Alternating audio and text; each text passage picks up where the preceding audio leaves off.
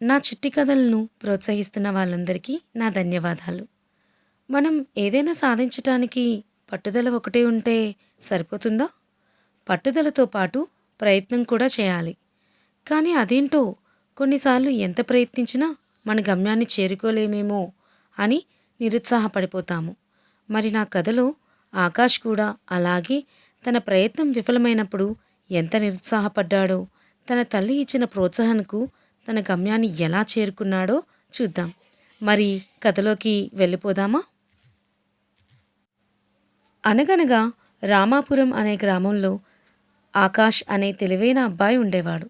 ఆ అబ్బాయి చదువులో, ఆటలో అందరికన్నా ముందుండేవాడు. ఆకాష్ తల్లి పేరు సావిత్రి, తండ్రి పేరు రమేష్. ఆకాష్కి తన చదువులో తన తల్లి ఎప్పటికప్పుడు సాయం చేస్తూ ఉండేది. ఆకాష్ ఇప్పుడు 10వ తరగతి చదువుతున్నాడు. 10వ తరగతి అంటే పబ్లిక్ పరీక్షలుంటాయి కదా! ఆ పరీక్షలకు అందరు పిల్లలు కష్టపడుతుంటారు.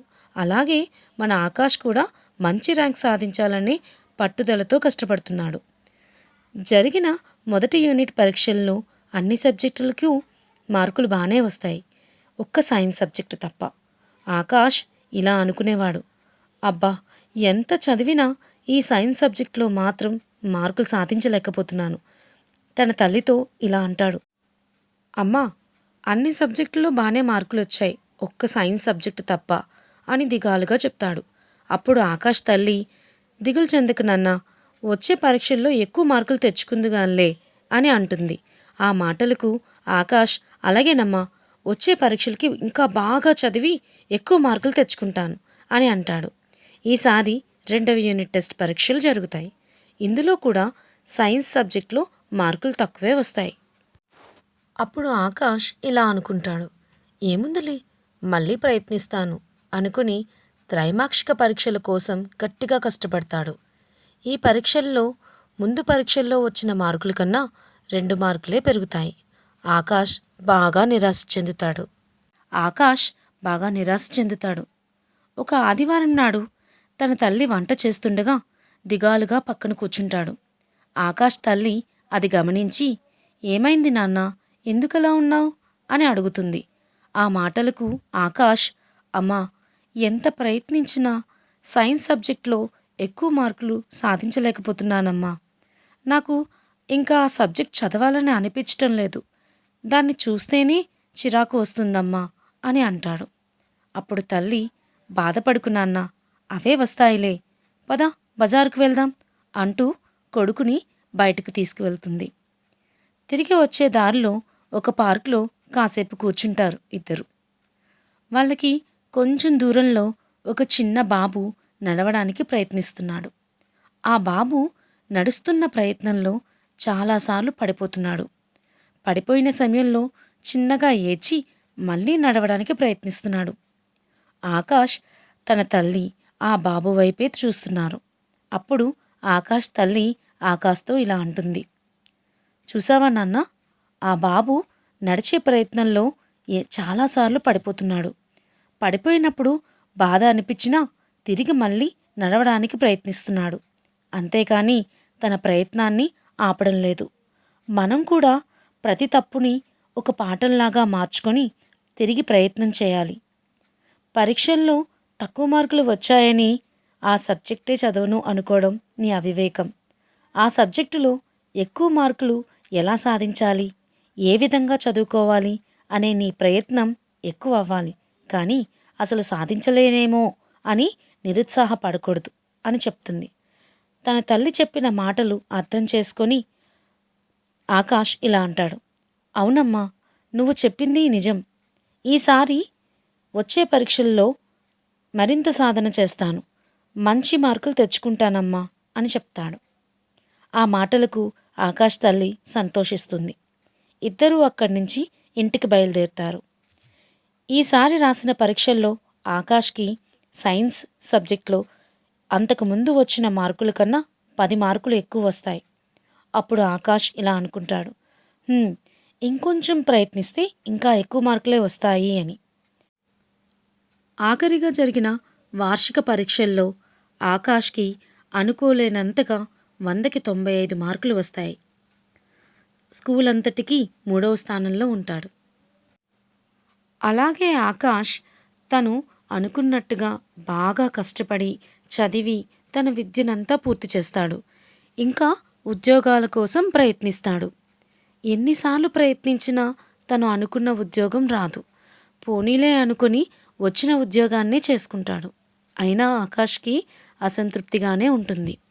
ఒకసారి ఆకాష్ తన తల్లిదండ్రులతో కలిసి తన మేనమామ వాళ్ళింటికి పెళ్ళికి వెళ్తాడు. అది ఒక పల్లెటూరు. అక్కడ ఒకసారి ఆకాష్ ఒంటరిగా పొలంలో కూర్చొని ఉంటాడు. ఆకాష్ తల్లి దగ్గరికి వెళ్ళి, ఒంటరిగా కూర్చున్నావెందుకు నాన్నా? వెళ్ళి మామయ్యకి పెళ్లి పనుల్లో సాయం చేద్దువు గాని అని తీసుకువెళ్తుంది. తరువాత భోజనాల సమయంలో ఆకాష్ తన స్నేహితులతో కలిసి భోజనం చేస్తున్నప్పుడు ఉద్యోగాల కోసం మాట్లాడుకుంటూ సరదాగా ఉంటారు. కానీ ఆకాష్కి ఆ రోజు రాత్రి నిద్ర పట్టదు. అది తల్లి గమనిస్తుంది. మరుసటి రోజు తెల్లవారుజామున ఆకాష్ తల్లి ఆకాష్ని పొలానికి వెళ్దాం రా నాన్నా అని పిలుస్తుంది. ఆకాష్ తన తల్లితో పాటు పొలానికి వెళ్తాడు. అక్కడ కాసేపు ఇద్దరూ నడుస్తుండగా ఆకాష్ తన తల్లితో ఇలా అంటాడు. అమ్మా, ఎంత ప్రయత్నించినా నేను అనుకున్న ఉద్యోగం సాధించలేకపోతున్నాను. ప్రస్తుతం చేస్తున్న ఉద్యోగంలో నాకు సంతృప్తి లేదు. ప్రయత్నించి ప్రయత్నించి అలసట వస్తుంది అమ్మా అని అంటాడు. ఆ మాటలకు ఆకాష్ తల్లి చిరునవ్వి నవ్వి ఇలా అంటుంది. నాన్నా, అటువైపు చూడు. అతను ఒక రైతు. అప్పట్లో అతని పొలంలో ఎప్పుడు విత్తనాలు నాటినా ఎప్పుడూ కరువు, అకాల వర్షాల వల్ల అతని పంట నాశనం జరిగేది. అతని కష్టానికి సరైన ఫలితం రాకపోయేసరికి నీలాగే నిరుత్సాహపడిపోయేవాడు. ఒక సంవత్సరమైతే అతని పొలం పూర్తిగా ఎండిపోయింది. నీటి కోసం బావి తవ్వాలనుకున్నాడు. పొలంలో ఎక్కడ తవ్వినా నీరు ఊరలేదు.